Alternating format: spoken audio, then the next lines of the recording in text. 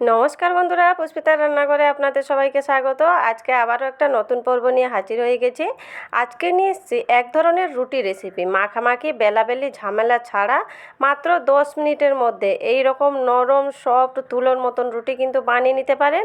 আর যে কোনো সবজির সাথে খেতে কিন্তু ভীষণই মজার হয়। তবে চলুন দেখে নিই আজকের রেসিপি। আজকের এই রেসিপির জন্য এখানে একটা বাটির মেজারমেন্ট করে আমি 1 বাটি সুজি নিয়েছি, আর ওই বাটিরই মাপে এখানে হাফ বাটি ময়দা নিয়েছি। ময়দার বদলে কিন্তু আটাও নেওয়া যায়। এরপর নিয়েছি ওই বাটিরই মাপে 1.5 বাটি উষম গরম জল। তবে জলটা না বেশি গরম হবে না বেশি ঠান্ডা হবে, একটু আঙুল ডোবালে বোঝা যাবে ওইভাবেই গরমটা নিতে হবে। এরপর তাতে দিয়ে দিলাম পরিমাণ মতো লবণ। 1.5 বাটি এখানে জল দিয়েছি আর লবণ দিয়ে সব কিছু ভালোভাবে মিশিয়ে নিচ্ছি। এখানে আমি সব কিছু ভালোভাবে মিশিয়ে নিয়েছি, আর ব্যাটারটা ঠিক এইভাবেই ঘন আছে। আর এই রকম ঘন থাকা অবস্থায় আমি ব্যাটারকে একটু গ্রাইন্ডিং করে নিব। এখানে সুজির এই ব্যাটারটাকে আমি একটা গ্রাইন্ডিং জারে নিয়ে নিচ্ছি, তবে অল্প অল্প করে দিয়ে আমি ব্যাটারটাকে গ্রাইন্ডিং করে নিব। প্রথমে এখানে গ্রাইন্ডিং জারে কিছুটা পরিমাণ ব্যাটার দিয়ে এখানে গ্রাইন্ডিংটা করে নিচ্ছি। প্রথমে আমি গ্রাইন্ডিং করে একটা পাত্রে আমি ঢেলে নিচ্ছি, আবারও বাকি যে ব্যাটারটা ছিল ওটাকেও আমি গ্রাইন্ডিং করে নিয়ে এসেছি। এখানে দেখুন সমস্ত ব্যাটার আমি গ্রাইন্ডিং করে নিয়েছি, আর ব্যাটারটা এখানে দেখুন কতটা ঘন আছে। গ্রাইন্ডিং জার ধুয়েও একটু জল দিয়ে দিয়েছি। এখানে ব্যাটারটা অনেকটাই ঘন, কিন্তু এখানে পাতলা করে ব্যাটারটা রেডি করতে হবে, তাই ওই বাটিরই মাপে আবারও 1 বাটি আমি উষম গরম জল দিয়ে দিলাম। এরপর সব কিছু ভালোভাবে মিশিয়ে নিচ্ছি। ব্যাটারটাকে এখানে একটু পাতলা করে রেডি করতে হবে। আর দেখুন ব্যাটারটা ঠিক এইভাবেই পাতলা করতে হবে। রুটি বানানোর জন্য ব্যাটারটা কিন্তু সম্পূর্ণ রেডি।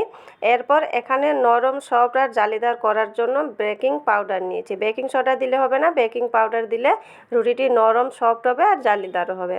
এখানে বেকিং পাউডার হাফ চামচ দিয়ে ভালোভাবে মিশিয়ে নিচ্ছি।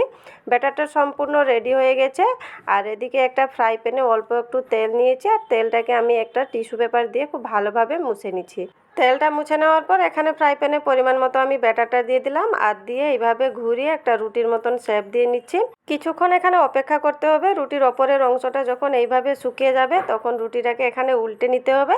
আর উল্টানোর সময় দেখুন একটুও কিন্তু প্যানে লেগে থাকবে না, ঠিক এইভাবে উল্টেও যাবে। আর এখানে উল্টে পাল্টে যখন দু পিঠ একটু ভাজা হয়ে যাবে তুলে নিব। আর রুটিটা দেখুন কতটা জালিদার হয়েছে, দেখতেও খুব সুন্দর হয়েছে, আর দেখেই বুঝতে পারছেন কতটা নরম সফট হয়েছে। এখানে আমি একটা রুটি বানিয়ে নিয়েছি, আর একইভাবে আরও রুটিগুলো বানিয়ে নিব। বন্ধুরা, যখনই হাতে সময় কম থাকবে তখনই কিন্তু এইভাবে মাখামাখি বেলাবেলি কোনো কিছু ঝামেলা ছাড়া চটজলদি মাত্র 10 মিনিটের মধ্যে কিন্তু এই রুটিগুলো বানিয়ে নিতে পারেন। আর এই রুটিগুলো এতটা নরম সফট হয় আপনারা খালিও খেয়ে নিতে পারেন। তবে আপনারা আপনাদের পছন্দের মতন সবজির সাথে কিন্তু এই রুটিটি খেতে পারেন।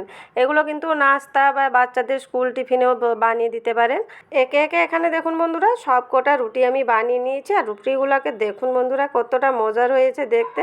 আর দেখুন পুরো জালিদার নরম সফট হয়েছে, মুখে দেওয়ার সাথে সাথেই কিন্তু মিলিয়ে যাবে রুটিগুলো। দেখুন কতটা নরম হয়েছে। আর এই রুটিগুলো দেখুন বন্ধুরা একবার বানালে বাড়ির সবাই বারবার বানানোর আবদার জানাবে।